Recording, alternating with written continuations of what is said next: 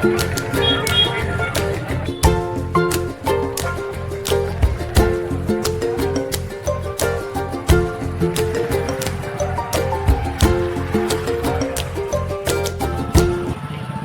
નમસ્કાર મિત્રો, હું છું અનાભાઈ. તો આજે આપણે આવ્યા છીએ કેરાળા ગામે અને કેરાળા બાંભણિયા પરિવારનો 25મો સ્નેહ મિલન કાર્યક્રમ અને સંતવાણી ડાયરો તથા 51 કુંડી વિષ્ણુ મહાયજ્ઞનું આયોજન છે. તો મિત્રો શું શું તૈયારી ચાલે છે એ આપણે આજે તમને બતાવવાનું છે. તો મિત્રો જોતા રહેજો આ વિડીયો. તો ચાલો મિત્રો, આપણે ઉકા દાદા માલા દાદાની ચેતન સમાધિના એક એમ કહેવાય કે ચેતનાને વંદન કરીશું. અને અહીંયા દર વર્ષે ચૈત્ર માસની અંદર વિષ્ણુ મહાયજ્ઞનું આયોજન બાંભણિયા પરિવાર દ્વારા થતું હોય છે અને રાત્રે સંતવાણી કાર્યક્રમ હોય છે. તેમના કલાકારો કોણ કોણ છે એ પણ તમને બતાવવાનું છે. તો મિત્રો છેક સુધી મારો વિડીયો જોતા રહેજો.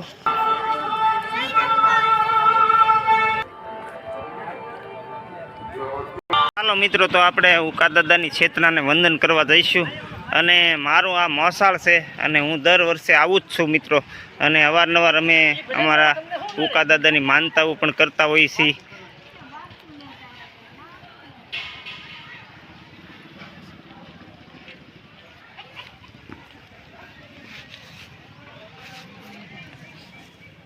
જય ઉકા દાદા. સરસ મજાનો ઉકા દાદાની ચેતન સમાધિની ઉપર એમ કહેવાય કે આ ડોમ તૈયાર કરવામાં આવ્યો છે.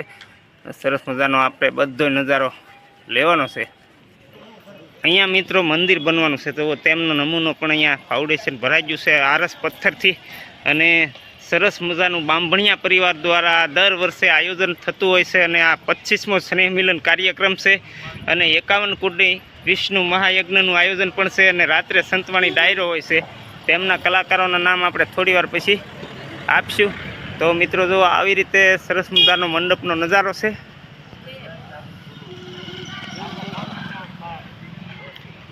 ઉકા દાદા માલા દાદા આશ્રમ કહેવામાં આવે છે. અને આ સામે દેખાય છે એ ઊંચડી રોડ છે. અને આ થળ છે અમારા તળાજાથી 21 કિલોમીટરના અંતરે, પિથલપુરથી 3 કિલોમીટર પશ્ચિમ તરફ અને દાઠાથી પૂર્વ તરફ 11 કિલોમીટર અને આ આશ્રમ છે.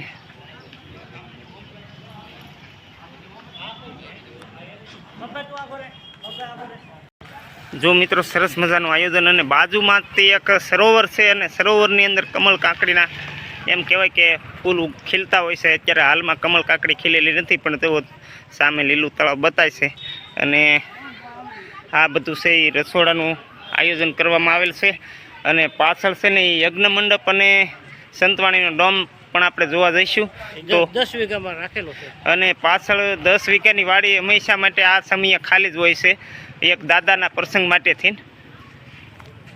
સરસ મજાનું શિવલિંગ છે અને તૈયારી ચાલે છે. તો મિત્રો એને પૂજા પાઠ પછી આરતી આરતી પણ થશે.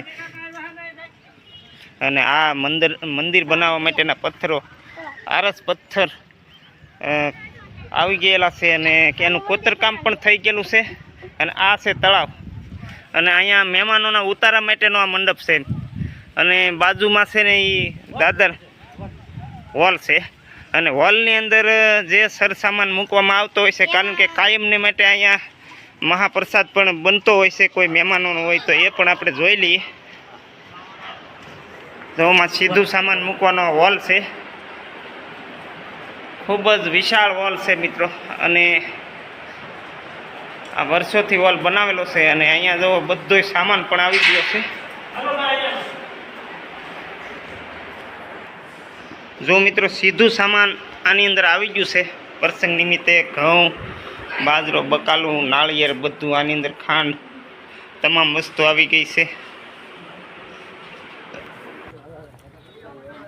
હાલો મિત્રો નમસ્કાર. તો આપણે આ ઉકા દાદા અને માલા દાદાની ચેતન સમાધિની આગળ બેઠા છીએ. અને આ છે મારું મોસાળ, કેરાળા બાંભણિયા પરિવારનો હું ભાણેજ છું. અને આ મારા મામા છે, એટલે કે મારા ભીમજી મામા, ભીમજીભાઈ મિયાભાઈ. એમને આ દાદાના ઇતિહાસ વિશે ઘણી બધી વાતો યાદ છે. તો એ આપણને થોડીક વાત દાદા વિશે સંભળાવશે. અને અમારા વિશ્રામભાઈ એમના ટ્રસ્ટી છે આ દાદાની જગ્યાના. હા બોલે ને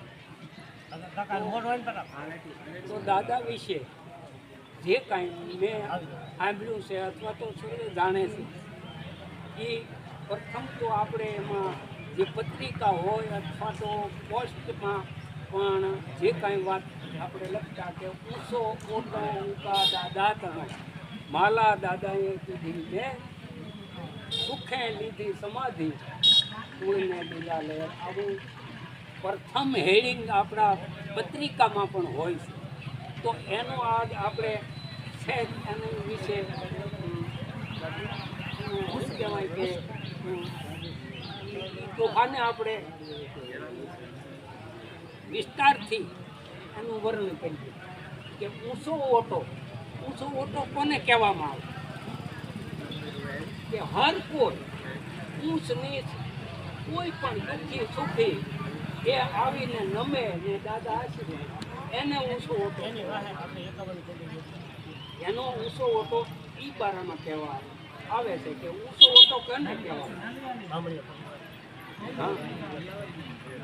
હા તો આ પ્રથમ આપણે એની પંક્તિમાં લખીએ છીએ કે ઊંચો ઓટો માલા દાદા માલા દાદા સર્વને એટલે જો કે આ ભાણીઓ છે એ બેનની પાછળ પણ દાદા એની રક્ષા કરે છે હર કોઈ બેન દીકરીને તો અતિ પ્રિય છે ને એની વિશે તો કાંઈ બહુ કહેવામાં આવે નહીં ને આ અમે 25 વર્ષથી દાદાની દયાથી ને કૃપાથી અમે આ સ્નેહ મિલન બાંભણીયા પરિવારનું અને 51 કુંડ રત્ન અમે દાદાના સાનિધ્યમાં રાખીએ છીએ અને આજે કાલે દશમ થાય તો એની પાછળ સંતવાણી ડાયરાનો પ્રોગ્રામ પણ હોય છે અને સર્વને એ પ્રોગ્રામમાં અને આ યજ્ઞમાં સર્વને કોઈ જ્ઞાતિ જાતિ કે એવો અહીંયા ભેદ અમારે છે નહીં માટે સર્વને અપીલ છે નમ્ર અપીલ કે સર્વે પધારે અને સંતવાણી અને હા 51 કુંડી વિષ્ણુ મહાયજ્ઞમાં સર્વ જ્ઞાતિજનોને અહીંયા કેરાળા ગામે પધારવા અમારા બાંભણિયા પરિવારનું ભાવભર્યું આમંત્રણ છે તો આ 51 કુંડી આ દાદાની ચેતનાની પાછળ 25 વર્ષથી થાય છે 25 વર્ષથી બાંભણિયા ભાઈઓનું અહીંયા બહુ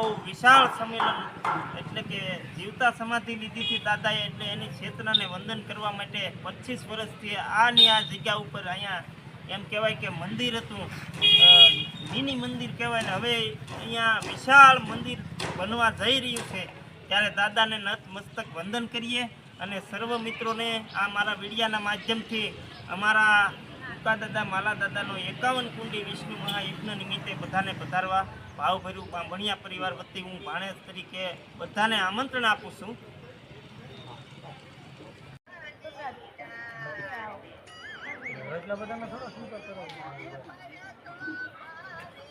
ઉપર દાદા આવી જાવ ઉપર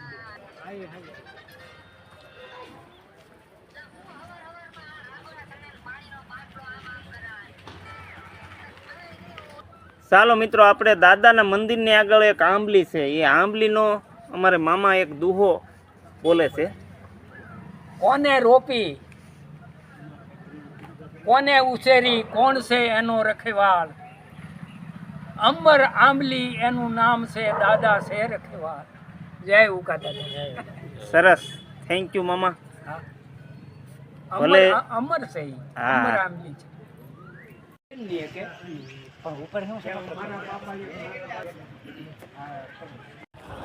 ચાલો મિત્રો આપણે ઘણી ઉકા દાદા વિશે માહિતી અને જાણકારી મામા પાસેથી મેળવી અને હવે બીજા શું શું પ્રોગ્રામો ચાલી રહ્યા છે એ પણ જાણીએ આપણે. તો અહીંયા આવનાર મહેમાનો માટે રસોડું ગોઠવવાનું છે આજના દી પૂરતું અને અહીંયા એની પણ તૈયારી ચાલે છે.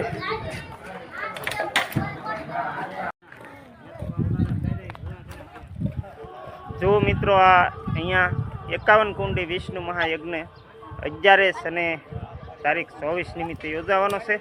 તો અહીંયા યજ્ઞ મંડળ પણ તૈયાર થઈ રહ્યો છે અને યજ્ઞ કુંડો પણ તૈયાર થઈ ગયા છે જુઓ, અને આ મંડપ સર્વિસની તૈયારી થાય છે.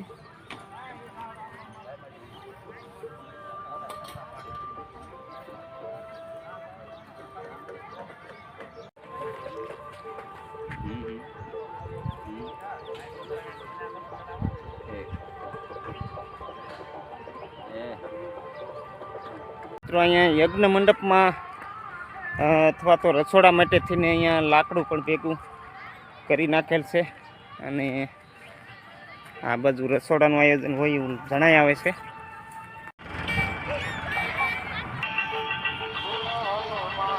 જો મિત્રો અહીંયા સંતવાણી ડાયરો એટલે કે ભજન સંતવાણી ડાયરો યોજાવાનો છે. એમના માટે આ સ્પેશિયલ ખેતરની અંદર ડોમ તૈયાર કરવામાં આવ્યો છે, સ્ટેજ પણ તૈયાર કરેલું છે.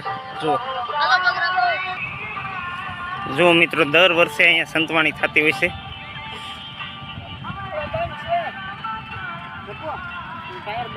કનેક્શન બાકી છે.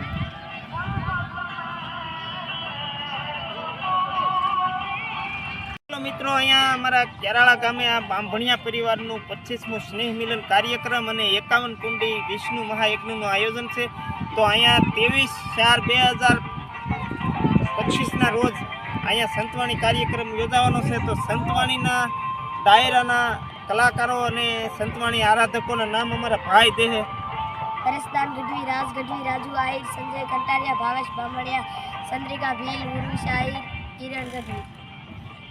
ગુજરાતના 50 કલાકારો અહીંયા આ કેરાળા મુકામે આવવાના છે. તો સર્વ જનતા અને ધર્મપ્રેમી ભાઈઓનું અહીંયા સંતવાણી સાંભળવા આવવા ભાવભર્યું આમંત્રણ છે.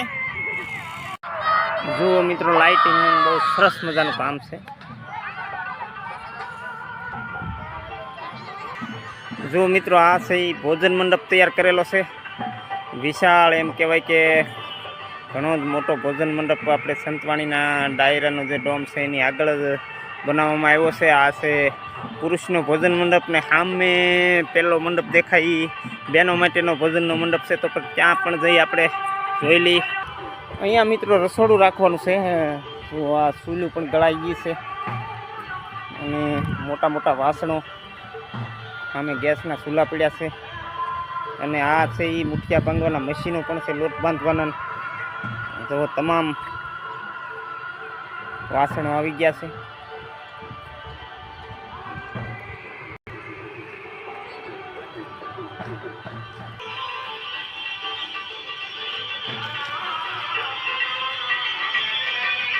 આ પણ ભોજન મંડપ છે મિત્રો. જો આ બહેનો માટેનો ભોજન મંડપ છે. સરસ મજાનો વિશાળ મંડપ છે આ તે, અને તદ્દન વાડી વિસ્તારમાં અને દાદાના સમાધિ મંદિરની ચેતનાની સામે જ આ મંડપ અને બધું યોજવામાં આવે છે. જો અમારા વિશ્રામભાઈ અને સેવા કમિટી મિત્ર મંડળ બાંભણિયા પરિવાર વતીના બધા સેવકો છે મિત્રો.